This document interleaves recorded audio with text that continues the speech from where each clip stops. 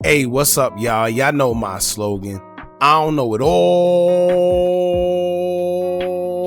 but I know what I've been through. Now, before we get into this video, make sure you check us out on Patreon at www.patreon.com/Hookah Anonymous _. You guys been telling us to create one for the longest, so we recently created a community where we will upload videos that we can't share on YouTube due to their guidelines. We'll also be dropping the latest to there first, behind the scenes information that you wouldn't find anywhere else on our socials. So make sure you become a member, and after you do that, head over to our official Instagram page at Hookah Anonymous _ and follow us there.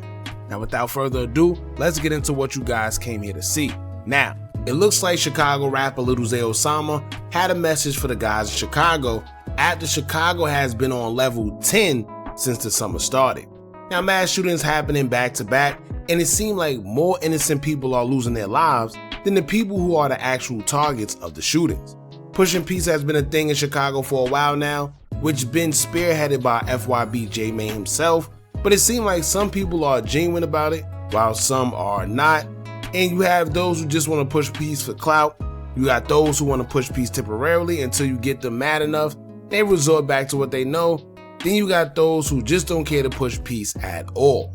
We've even seen Blazing Doll and Tay Savage come together and get in the same room to push peace, knowing their tension, in which we all thought maybe it was going somewhere up until just shortly after the interview dropped. Blazing Doll went back to dissing Tay Savage and even said that he was still going to DIE. So if you're like me, you're just as confused, because I don't know if maybe it was all just for clout, or maybe something went wrong after, who knows. However, Lil Zay Osama himself had a message for all the guys in Chicago who speaks to their ops, laugh and joke with them as if it isn't real blood spilt in the streets. And I must say, he has a point. I don't know if it's a trend or guys are trying to look tougher and cool than they are, but we have been seeing guys who call themselves ops either going live with each other, DMing each other, or on the phone or whatever. Lil Zay Osama would take it upon himself to say that a lot of these guys really don't want to be into it with each other.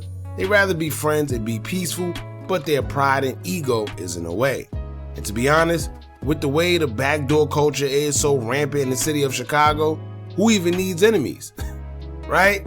Who needs enemies when you have friends that'll do it to you for nothing and think it's cool that they are involved with another friend being robbed, shot, or even unalived? However, we're going to get into what Lil Zay Osama had to say concerning guys pushing peace, and also speak on FYB J-Mane agreeing, and also touch on J-Mane taking a picture with the mayor of Chicago. There was a lot of opinions based on that, because people feel that the mayor isn't doing anything, and he actually plays a role in the violence / corruption going on in Chicago in the first place. So we're going to get into all that, but before we do, make sure you hit that thumbs up button so we can get this video into the algorithm. And if you're not subscribed to the platform already, make sure you do so now. Let's get into it. Lil Zay Osama would take to his IG story to say, quote, "All you N-words do is sit on the phone with the ops all day, laugh, giggle, and talk about everything in the book. Literally venting to each other, just squash the war and be cool already. Y'all shooting and hurting innocent people, not even who y'all want. What the F? At real FYB J-Mane, these N-words trying to push peace. They pride just in the way, 100 emoji." Now honestly, I agree. You have a lot of guys who actually want to stop the war. You got a lot of them that when you actually talk to them, you can tell that they don't want to continue living how they living, but their pride and ego is in the way. Some are forced to continue dissing because that's what their music fan base is based on, so whenever they stop dissing, people stop listening. Some of these guys are literally only relevant when they're dissing and they know it. So they keep doing it, but in reality, the dissing is only making tensions worse, but they're forced to do it because they want the money and they want the attention. That's a rough place to be in. Not to mention, some of them really don't even like looking over their back 24/7. Nobody does. I don't care who you are and how tough you appear to be. Nobody likes having to look over their back and be uncomfortable 24/7, not knowing if today might be your last day here or not. Some of these guys can't even do regular things like take their kid out shopping in the open because they don't know if they might see an op and the op might not care.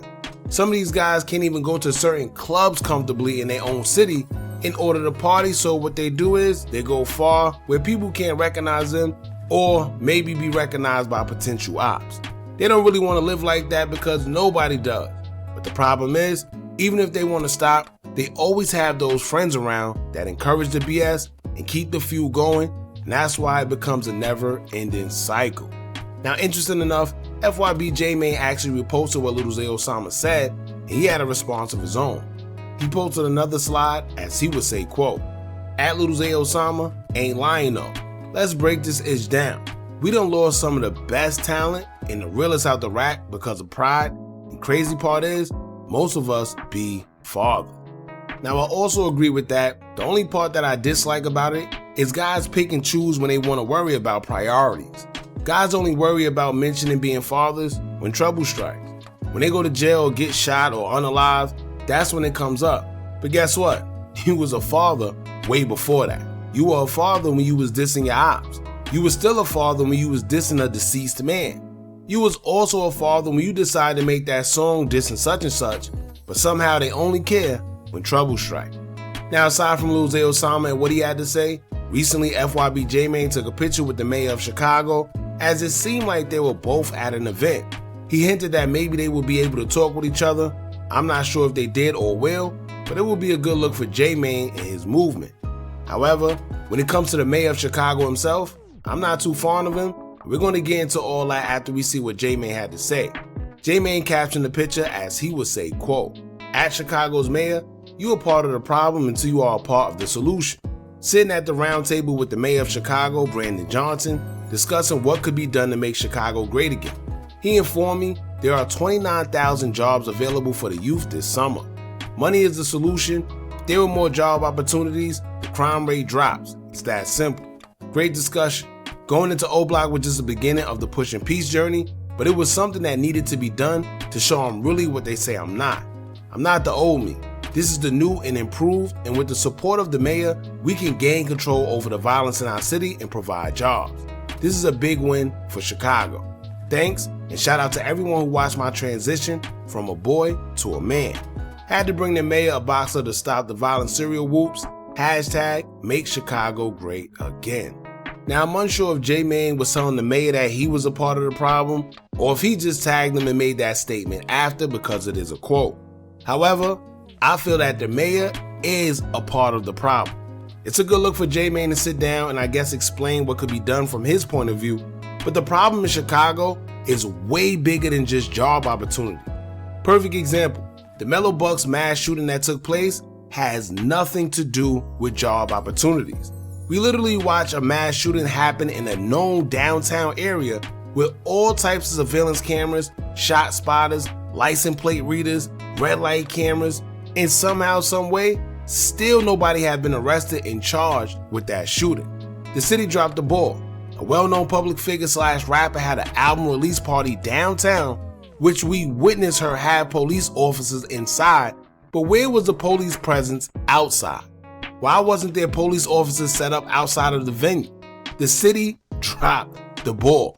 From corruption going on, shootings happening in broad daylight, none of this have anything to do with job opportunities. The city need more help than just that.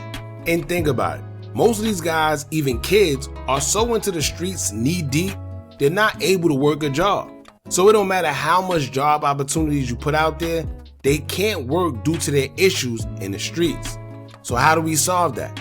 Now, I do agree that putting money in some of these guys' pockets would definitely help, but if they aren't able to work, those job opportunities are literally just that, an opportunity. So I think it's going to take more than that to get a hold of Chicago. I think it starts with the police force and the city itself. Now, I'm all for guys willing to make a change so things could be a little different. So let's just wait and see what happens. I'm not jumping the gun saying it won't work. I just think more should be done. Just the other day, a post came out about the Chicago public schools where it would say, quote, "Breaking. Chicago Public Schools is now bankrupt as the city faces a $734 million deficit after paying for illegals and must now lay off 1,458 employees, including 432 teachers and 677 special education classroom assistants." So, like I said before, there's a problem way bigger than just job opportunities. It's a lot going on. Now, as for what Lil Zay Osama had to say about pushing peace, I totally agree with him, and I also feel that the younger guys need to put their pride to the side before it's too late. If y'all haven't seen King Ella's latest video where he's talking about just going back to prison, and he's seeing who was really there for him, he's speaking on the devil being on him, and it seemed like he just can't shake the monkey off his back. For y'all that don't understand that lifestyle, y'all need to go watch that video. Because as youngins, him and a lot of other drill guys glorify the lifestyle because they were products of their environment. Most of them now are either deceased or in jail for a very long time, so they didn't get to grow. But for the ones like King Ella who was able to grow and still be alive and be able to sit back and see everything for what it was, they realize that that lifestyle is just not it. The sad part is, a lot of them will feel the same way if they made it to see it where he's at. But unfortunately, they didn't. And I always said that on this channel. Don't be the guys that realize when it's way too late. You know how much guys committed crimes when they were just 16, 17, or 18? Now they're in jail at the age 30 or 40. And they are totally different people, but they have to live in jail because no matter how much they change, they're being held for something they did when they were kids.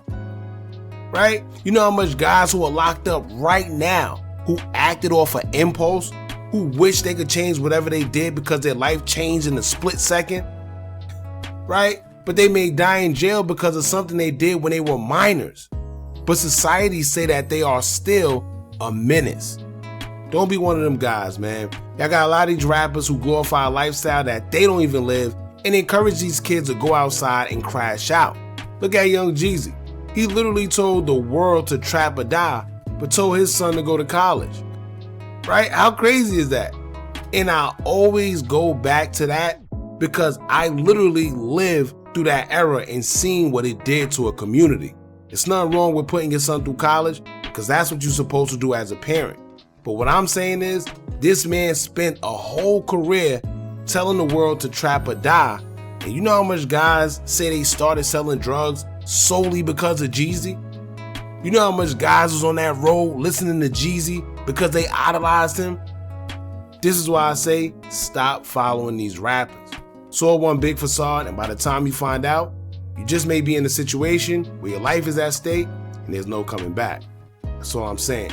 Y'all jump in the comments, let me know what y'all think about this. Don't forget to like, comment, share, and subscribe. Hit that bell so you're notified every time we drop new content. And remember, as long as you keep on watching, I'm gonna keep on dropping. I'm out.